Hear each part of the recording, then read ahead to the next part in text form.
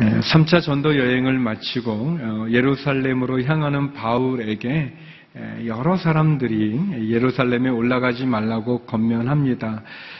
아가보라는 예언자는 바울의 허리띠를 가져다가 자기의 손을 묶고는 예루살렘에 올라가면 예루살렘에 있는 유대인들이 이 허리띠의 주인을 잡아서 이방 사람들에게 넘겨줄 거라는 예언을 하기도 했습니다. 그렇지만 바울은 그런 여러 사람의 권면에도 불구하고 예수님을 위해서, 복음을 위해서 예루살렘에 올라가는 것을 중단하지 않고 죽을 각오도 되어 있다고 고백합니다. 오늘 본문은 예루살렘에 도착했던 바울이 고정관념에 또 전통에 사로잡혀 하나님의 뜻과 또 하나님의 말씀을 거부한 채 전통 가운데 신앙생활하고 있는 그런 유대 기독교인들과 또 한 영혼을 구원하기 위해서라면 전통이나 형식에 매이지 않는 그런 바울의 배려하는 마음과 영혼 구원에 대한 열정에 대조되는 그런 모습을 우리가 볼 수 있습니다. 저는 오늘 21장 전체, 오늘 본문을 중심으로 앞뒤로 나오는 21장 전체를 통해서 세 가지의 바울의 모습을 여러분과 함께 나누기를 원합니다. 첫 번째 우리가 볼 수 있는 바울은 예루살렘에 도착하는 바울의 모습입니다. 우리 17절에서 19절까지 말씀 같이 한번 읽어보겠습니다. 17절에서 19절입니다. 시작. 우리가 예루살렘에 도착하자 형제들이 따뜻하게 맞아 주었습니다. 이튿날 바울은 우리와 함께 야고보를 만나러 갔습니다. 모든 장로들도 거기와 있었습니다. 바울은 그들에게 문안하고 하나님께서 그의 사역을 통해 이방 사람들 가운데서 행하신 일들을 자세히 보고했습니다. 바울은 예루살렘에 결국 도착했습니다. 바울이 예루살렘에 도착했을 때 예루살렘 교회 지도자였던 예수님의 동생 야고보와 또 모든 장로들은 바울 일행을 환대했습니다. 그리고 바울은 그의 전도 여행을 통해서 하나님께서 어떻게 이방 사람들 가운데 역사하셨는지에 대한 선교 보고를 했습니다. 그 보고를 들은 예루살렘의 지도자들은 굉장히 기뻐하면서 하나님께 영광을 돌렸습니다.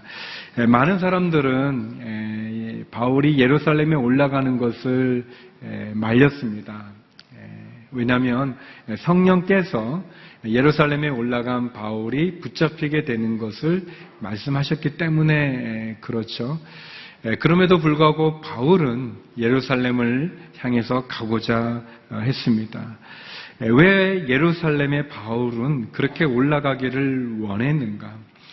바울에게는 예루살렘에서 자기가 체포되든 아니면 심지어 죽든 예수님의 복음을 증거하기 원하는 그의 그 사명의 자리가 그곳이었기 때문에, 그리고 예루살렘을 통해서 로마까지 가고자 하는 하나님의 부르심에 그가 응답하기 때문에 그렇습니다. 그는 자기를 만류하는 많은 사람들에게 이렇게 고백합니다. 우리 사도행전 21장 13절 말씀인데요. 같이 한번 읽어보겠습니다. 시작. 그러자 바울이 대답했습니다. 여러분은 울면서 내 마음을 아프게 합니까? 나는 주 예수의 이름을 위해 예루살렘에서 붙잡힐 것은 물론 죽을 각오도 돼 있습니다. 바울을 사랑하는 사람들은 바울이 예루살렘에 가면은 잡힌다고, 체포된다고 분명히 성령께서 말씀하시기 때문에 바울을 만류했습니다. 그렇지만 바울 역시 성령께서 그의 마음 가운데 복음을 증거하기 위해 예루살렘에 올라갈 것을 또한 보여주셨습니다. 그래서 우리가 성경을 자세히 보면 성령께서 바울에게 올라가지 말라고 하신 것은 아니에요. 다만 성령은 올라가면 이런 어려운 일이 바울에게 일어날 것을 보여주신 거죠.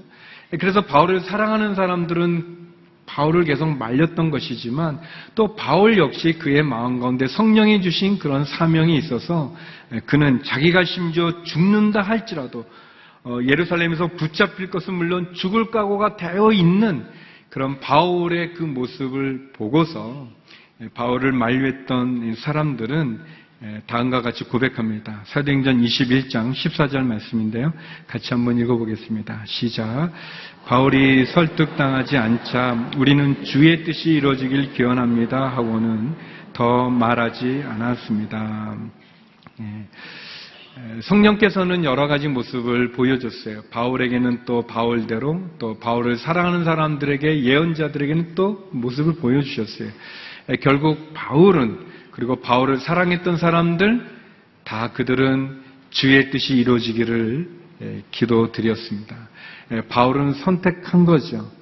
그에게 고난과 또 박해와 시련이 있을 줄 성령이 보여주시지만 그러나 주님을 위해서 그가 그것을 선택해 갑니다. 그것이 예루살렘이었고 그것이 로마가 아니겠습니까? 바울에겐 이런 사명이 있었습니다. 성도 여러분, 여러분의 사명은 무엇일까요? 어려움도 있고 박해도 있고 시련도 있다고 성령이 말씀해 주시지만 그러나 여러분이 가야 되고 또 여러분이 있어야 되고 여러분이 해야 되는 그 사명은 어떤 것인지요? 바울이나 바울을 사랑했던 사람들은 결론적으로 그렇게 고백하죠. 주의 뜻이 이루어지기를 바랍니다. 나의 뜻이 아니라, 나의 생각이 아니라 하나님의 뜻, 하나님의 생각이 이루어지기를 그들은 고백하고 있습니다. 사랑하는 성도 여러분, 나를 위해서 하나님이 존재하는 것이 아니라 하나님을 위하여 내가 존재한다는 사실을 기억하십시오. 나의 뜻을 이루기 위해서 하나님을 이용하는 것이 아니라 하나님의 뜻이 이루어지기 위해서 나의 뜻을 순종하는 것이 우리에게 필요하다는 것을 기억하시기 바랍니다. 두 번째, 오늘 본문에서 바울이 우리에게 보여주는 모습은 정통과 전통을 수용하는 바울의 모습입니다. 우리 20절에서 26절 말씀 같이 한번 읽어보겠습니다. 20절에서 26절입니다. 시작. 그들은 이 말을 듣고 하나님을 찬양했습니다. 그러고는 바울에게 말했습니다. 형제여, 알다시피 수만 명의 유대 사람들이 믿게 됐는데 그들은 모두 율법 지키는 일에 열심을 가진 사람들입니다. 그들은 당신이 이방 사람들 가운데 살고 있는 모든 유대 사람들을 가르쳐 모세를 저버리고 자녀들에게 할례하거나 유대 관습대로 살지 말라고 하는 줄 아는데 그러니 어떻게 하는 게 좋겠습니까? 당신이 왔다는 소문을 분명 듣게 될 테니 우리가 일러주는 대로 하십시오. 우리 가운데 선한 사람이 4명 있습니다. 이 사람들을 데려가서 그 정결 의식에 당신도 함께 참여하고 그들이 머리 깎는 비용을 대십시오. 그러면 당신에 대한 그런 소문이 사실이 아니며 당신 자신도 율법에 순종하며 살고 있음을 모든 사람이 알게 될 것입니다. 이방의 신자들에 대해서는 우리가 이미 그들에게 우상에 바쳐진 음식과 피와 목매어 죽인 짐승의 고기와 음행을 피하면 된다고 우리가 결정한 것을 편지로 썼습니다. 이튿날 바울은 그 사람들을 데리고 가서 그들과 함께 자기 몸을 정결하게 한 후 성전에 올라가 정결 의식이 끝나는 날짜와 각 사람이 예물 바치는 날짜를 신고했습니다. 이 발음이 좀 약간 어려운데 또 제가 또 발음이 더 나빠서 더 그런데 이 정통과 전통 이렇게 좀 이렇게 영어로 보면 옥소도스죠. 정통, 이음자는 정통, 그 트레디션 해가지고 전통이 있습니다. 어려워서 제가요 이쪽 손을 들면 이거는 정통, 옥소도스고 이쪽은 전통인 거예요. 바울의 이제 사역의 보고를 들은 이 예루살렘의 지도자들은 너무 기뻐하고 하나님을 찬양했어요. 그렇지만 그들은 예루살렘 교회에 또 수만 명의 많은 유대인들이 예수님을 믿게 됐는데 그들은 율법에 아주 열심이라는 거예요. 율법의 열심이라는 것은 어떤 의미가 있냐면 예수님을 믿는 믿음도 중요하지만 율법을 반드시 지켜야 된다는 그런 생각을 갖고 있는 분들이라는 거죠. 태어날 때부터 율법을 지켰던 유대인들, 정통 유대인들, 그래서 그들이 예수님을 믿었는데 하나님의 은혜로 예수 그리스도를 믿는 믿음으로 구원을 받는다고 하는 이 복음 외에도 율법을 반드시 지켜야 된다는 그런 이 전통을 가지고 있는 이 유대인들은 바울을 좋게 생각하지 않았습니다.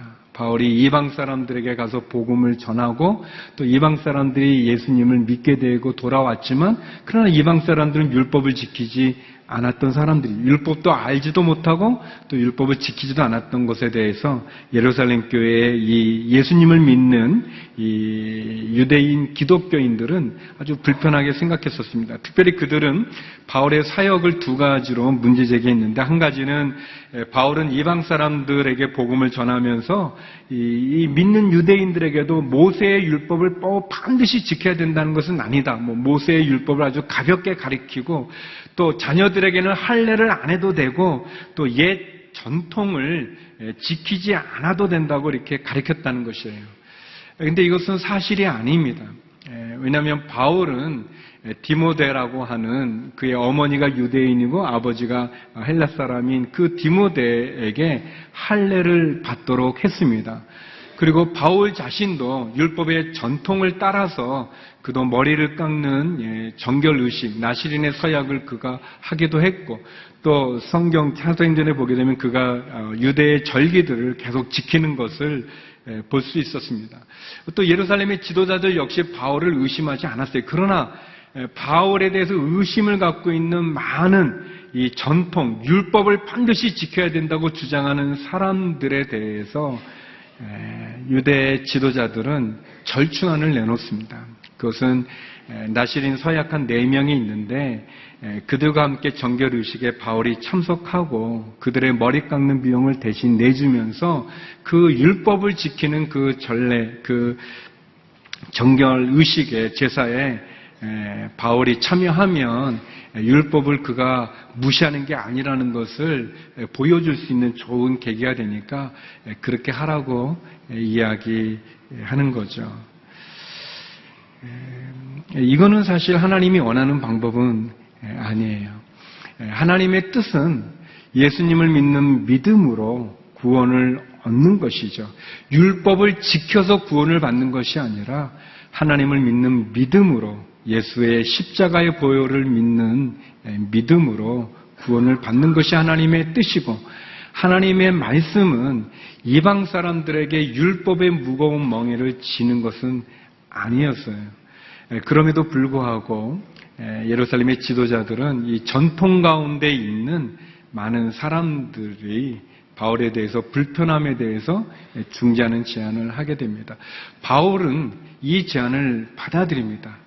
그것은 바울이 예수님을 믿지만 율법을 반드시 지켜야 된다는 유대 기독교인들의 주장에 동의해서가 아니라 불필요한 오해나 또는 고정관념에 사로잡힌 그들과 불필요한 논쟁을 벌이지 않기 위해서 그들을 배려하는 그러한 행동이었습니다. 바울의 관심은 유대인이든 이방인이든 한 사람이라도 더 예수님을 믿게 하는 데 있었습니다. 그래서 그는 이방인들과 같이 있을 때는 그가 율법을 지키는 사람이지만 이방인들과 같이 행동했고 그는 율법에 자유로운 사람이었지만 유대인들과 함께 있을 때는 그가 율법을 지키는 그런 모습을 보여주었습니다. 바울에게는 형식이 중요한 것이 아니라 그 본질적인 정통, 그것이 더 중요했습니다.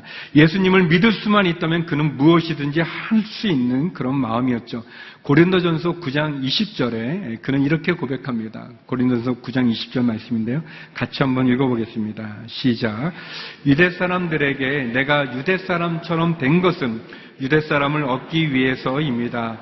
나 자신이 율법 아래에 있지 않지만 율법 아래에 있는 사람들에게 내가 율법 아래에 있는 사람처럼 된 것은 그들을 얻기 위해서입니다. 사도 바울은 한 영혼이라도 더 구원할 수만 있다면 그는 무엇이든지 할 수 있었습니다. 그에게 중요한 것은 그가 어떻게든 한 영혼이라도 더 주님께 데리고 오는 것, 그것이 중요했죠. 바울은 하나님을 위해서 자기가 존재하는 것이지 자신을 위해서 하나님이 존재하다고 생각하지 않았습니다. 하나님의 마음은 이방인도 구원하기 원하는 것이고 그래서 그 이방인들에게 율법 준수를 요구하지 않고 은혜로 구원하는 것, 그것이 하나님의 뜻이고 또 하나님의 말씀이죠. 그럼에도 불구하고 이 사람들이 가지고 있는 우리 현대교회도 그렇지만 예루살렘 교회는 이 전통 속에 있는 이 정통을 발견하지 못하고 이 정통과 상관없는 전통을 고집하며 변화를 거부하는 것이 문제입니다. 좀 어렵죠? 그래서 제가 좋은 제안을 해드리는데 우리 담임 목사님께서 작년에 국민일보에 칼럼을 쓰셨는데 정통과 전통이라는 그런 제목으로 2015년 3월 21일자에 칼럼을 쓰셨어요. 아주 탁월한 칼럼입니다. 아주 잘 설명을 해줬어요. 그래서 좀 제 말이 이해 안 되는 분들은 이 칼럼을 읽어보시면 좋을 것 같아요. 제가 담임 목사님께 아부하는 게 아니라 진짜 잘 쓰셨어요. 잘 쓰신 건데 이렇게 구글이나 아니면 네이버에 이렇게 국민일보 정통과 전통 이렇게 쓰면은 나옵니다. 이렇게 한번 꼭 읽어보시기 바래요. 저희에게 아주 중요한 얘기를 해주신 건데 바울은 율법을 무시하거나 버리지를 않았어요. 그러나 율법을 지키는 그런 사람들과 함께 있을 때는 그 율법을 지켰지만 그러나 율법을 모르는 사람들 그 사람들에게 전통을 강요해서 그래서 하나님의 뜻 정통이라는 건 바뀔 수 없는 거죠. 십계명과 같이 시대나 또 문화나 또는 지역이나 또 시대를 초월해서 우리가 반드시 지켜야 되는 것을 정통이고 그러나 시대의 변화에 따라 바꿔야 되는 부분은 전통이 되어지는 거겠죠. 이 본질적인 것은 양보하지 않지만 그러나 비본질적인 것을 수용하는 그런 모습. 그래서 정통이 살아 있으면서도 그래서 전통을 통해 이 문화적인 접근을 나누는 거 그게 참 필요하다고 생각이 되어집니다. 예전에 제가 본 영화 가운데 지붕 위의 바이올린이라는 그런 영화가 있어요. 굉장히 뮤지컬 영화인데 참 재밌습니다. 아마 많은 분들이 대부분 다 보셨을 것 같은데 러시아의 우크라이나 지방에 있는 한 유대인 가정에 테비아라는 그런 가정에 5명의 딸이 있는데 거기 아주 중요한 것이 이제 그 유대인 이 부모님이 정하는 전통이죠. 전통, 트레디션인데 그 전통은 자녀의 결혼은 부모가 정하는 거예요. 부모가 알아서 이렇게 정하면 거기에 그 딸은 시집을 가야 되는 게 내려오는 전통인데 첫째 딸이 아버지가 정해주는 배우자와 결혼하지 않고 자기가 사랑하는 사람하고 결혼하게 됩니다. 아주 어려운 거죠. 이 전통, 내려오는 그 전통을 거역하는 일을 하죠. 또 둘째 딸은 또 너무나 가난한 사람하고 또 이렇게 결혼하기도 되고 또 셋째 딸은 심지어 외국 사람하고 이방인하고 결혼한다. 있을 수 없는 그런 일들. 이 전통을 가지고 있는 이 유대인의 이 부모님, 이 딸들이 다 그것을 이렇게 바꿔가면서 세월이 바뀌고 시대가 바뀌고 하면서 다 자기 것을 하는데 그 갈등 가운데 그 아버지가 보면 딸들을 결국은 축복해주고 딸들을 받아줍니다. 그것은 그 전통을 버리는 것이 아니라 딸들을 사랑하기 때문에 그렇게 하는 거죠. 종종 교회 안에서도 우리가 가지고 있는 우리가 반드시 지켜야 되는 정통은 우리가 소홀히 하면서 도리어 없앨 수 있는, 바꿀 수 있는 전통이 우리를 옥죄는 게 많이 있습니다.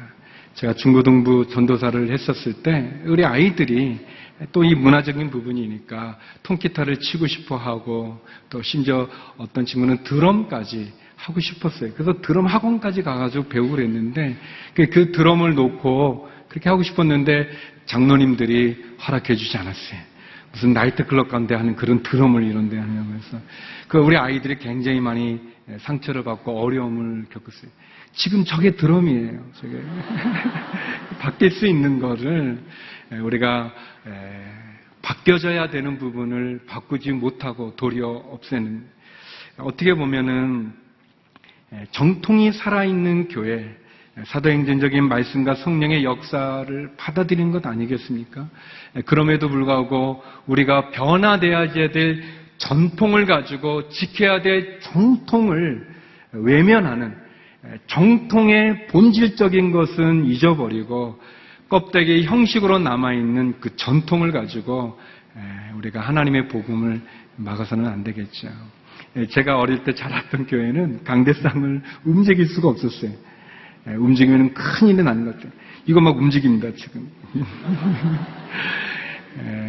진짜 중요한 우리가 반드시 지켜야 될 부분, 그것은 우리가 양보할 수 없겠죠.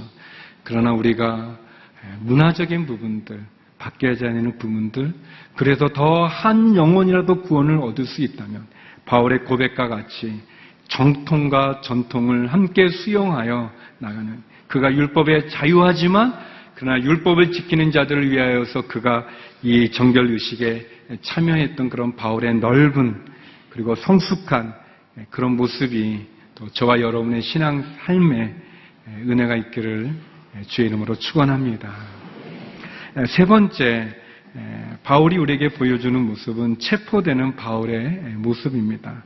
이렇게 노력을 했음에도 불구하고 엉뚱한 데서 결국 바울은 체포를 당하게 됩니다. 우리 27절에서 31절 말씀 같이 한번 보겠습니다. 27절에서 31절입니다. 시작. 7일 동안의 정결기간이 거의 끝나갈 무렵 아시아 지방에서 온 몇몇 유대 사람들이 성전에서 바울을 보고 모든 사람을 선동해 그를 붙잡고 소리 질렀습니다. 이스라엘 동포 여러분, 우리를 도와주시오. 이 사람은 가는 곳마다 모든 사람에게 우리 민족과 율법과 이곳 성전을 반대하며 가르칩니다. 게다가 성전에 그리스 사람들을 데려와 이 거룩한 곳을 더럽히고 있습니다. 그들은 전에 에베소 사람 드로비모가 바울과 함께 예루살렘에 있었던 것을 보고 바울이 그를 성전 안으로 데려갔을 것이라고 짐작했습니다. 그러자 온 도시가 소란해지더니 사람들이 몰려와 바울을 붙잡아 성전에서 끌어내었고 성전 문은 곧 닫혔습니다. 그들이 바울을 죽이려고 하자 예루살렘 도시 전체에 난동이 일어났다는 소식이 로마 군대의 천부장에게 알려졌습니다.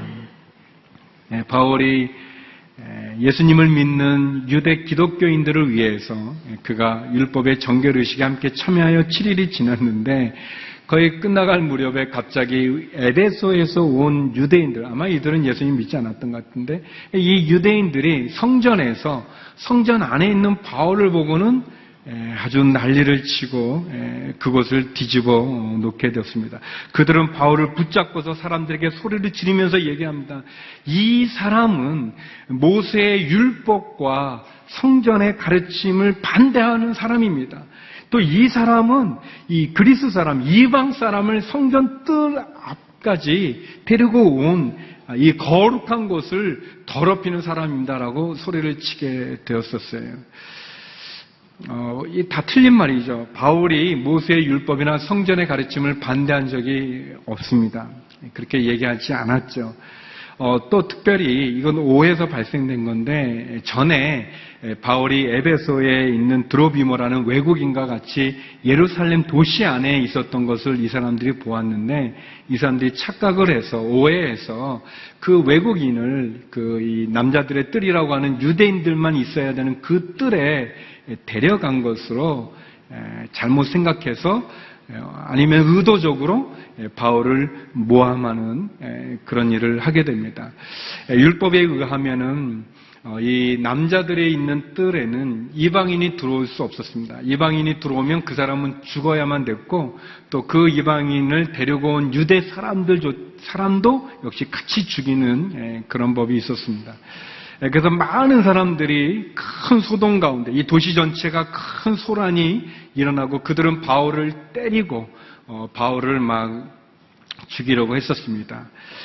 그런데 이 가정 가운데도 하나님께서 개입을 하시게 됩니다. 우리 31절, 32절 말씀인데요. 31절, 32절 말씀 같이 한번 읽어보겠습니다. 시작. 그들이 바울을 죽이려고 하자 예루살렘 도시 전체에 난동이 일어났다는 소식이 로마 군대의 천부장에게 알려졌습니다. 그는 즉시 몇몇 백부장들과 군인들을 데리고 군중에게로 달려 내려갔습니다. 난동을 일으킨 사람들이 천부장과 군인들을 보자 바울 때리던 것을 멈췄습니다. 바울을 죽이라고 소리치고 그리고 바울을 때렸던 많은 사람들이 있는데 이 소식이 로마 군인인 천부장에게 알려지자 천부장이 군인들과 함께 그 장소에 오면서 사람들은 바울 때리던 것을 멈추고 천부장은 이 바울을 체포해서 감옥으로 데려갑니다. 그러나 이 흥분했던 이 무리들이 하도 바울을 더 죽이라고 막 이렇게 위협하게 되니까 결국 이 군인들이 결국 바울을 에워싸서 그리고 바울을 들어서 옮기는 그렇게 하게 됩니다. 하나님께서 난폭해진 무리들로부터 바울을 지켜주시기도 합니다. 그리고 오늘 본문 끝부분에 보게 되면 바울은 그렇게 자기를 죽이려고 하는 그 무리들에게 그는 말할 기회를 얻어서 복음을 전하는 그러한 장면이 나오고 있습니다. 바울 억울하고 힘든 상황이고 또 죽음의 위협 앞에서도 예수님을 증거하는 그런 바울의 모습은 우리들에게 여러 가지 많은 것을 시사해 주고 있습니다. 성도 여러분, 많은 사람이 예루살렘에 가면은 체포되고 박해와 어려움이 있다고 말하지만 그러나 바울은 중단하지 아니하고 그가 받은 사명의 길을 가기 위해 그는 예루살렘에 도착하지 않습니까? 저와 여러분에게도 하나님이 주신 사명은 어떤 것이 있는지 모르겠습니다. 우리가 반드시 있어야 되고 해야만 되고 또 내가 가야만 되는 그런 사명자의 자리에 저와 여러분이 있기를 주의 이름으로 축원합니다. 어려움이 있다 할지라도 고난이 있다 할지라도 내가 감당해야 될 그 일을 우리가 감당할 수 있기를 원합니다. 또 잊지 말아야 되는 반드시 지켜야 되는 그 정통과 함께 변화되어질 수 있는 하나님의 말씀과 또 성령의 역사로 인해서 바꿔져야 될 수 있는 그 전통을 우리가 구별하여서 반드시 지켜야 될 것은 지키고 바꿀 수 있고 변화될 수 있는 것은 여지가 있는, 그런데 이것이 바뀌어가지고 바뀔 수 있는 그 전통이 도리어 우리를 옥죄어서 많은 사람이 주님께 오는데 걸림돌이 되게 만드는 그런 모습은 없으면 좋겠습니다. 예전에 유대인이면서 예수님을 믿는 그 키스 인트레드 목사님이라는 분이 처음 한국에 오셨을 때인데 93년도에요. 저에게 처음 오셨는데 그때 저희들이 이제 집회 마치고 뷔페를 먹을 때 다 궁금했어요. 저도 사실 궁금했었어요. 저분이 삼겹살을 드실까 이제 아닐까 이제. 근데 그분이 이제 갖고 온 거 보니까 없어요. 장어구이도 없고, 삼겹살 물론 없고, 그냥 성경에 보면 먹어야만 되는 그런 것만 또 있는 거예요. 근데 저희 목사님 가운데 직구진 분이 얘기를 했어요. 저도 물어보고 싶었는데 영어가 안 돼가지고 못 물어봤고, 이제 그분이 이제 대신해서 이제 물어봤는데 요즘 그거예요. 우리가 예수님으로 말미암아서, 십자가로 말미암아 이 음식에 대한 율법으로부터 자유함을 얻었는데 왜 안 드시냐? 그렇게 물어봤어요. 그랬더니 그분이 그런 대답을 하셨어요. 맞다고. 예수님의 복음은 우리를 율법으로부터 다 자유하게 해주신다고.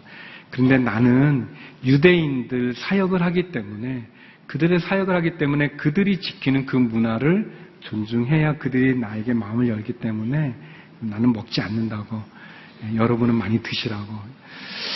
굉장히 제가 이렇게 큰 은혜를 많이 받았었습니다. 성도 여러분, 우리가 꼭 지켜야 되고 양보하면은 안 되는, 협상하면은 안 되는 그 부분은 사실은 놓치면서 정작 우리가 배려해야 되고 품어야 되는 부분을 우리의 갖고 있는 전통이라는 그것으로 교권주의로 막지는 않은가. 사도 바울은 그러한 마음을 가지고 그는 정통과 또 전통을 수용하는 모습을 보여줍니다. 더불어 그는 주님을 위해 결국 체포되었지만 하나님은 그를 지켜주셨습니다. 기억하십시오. 우리가 주의 복음을 위하여 고난을 받을 때 하나님은 우리를 지켜주시는 분이십니다. 우리의 신앙과 우리의 삶이 믿지 않는 이 세상 가운데 또 우리 가족들 가운데서 온전함으로 어찌됐든 사명자의 자리에 서서 주의 복음을 증거하여 많은 영을 주님께 돌아오게 하는 그 자리에 저와 여러분이 있기를 주의 이름으로 축원합니다. 기도하시겠습니다.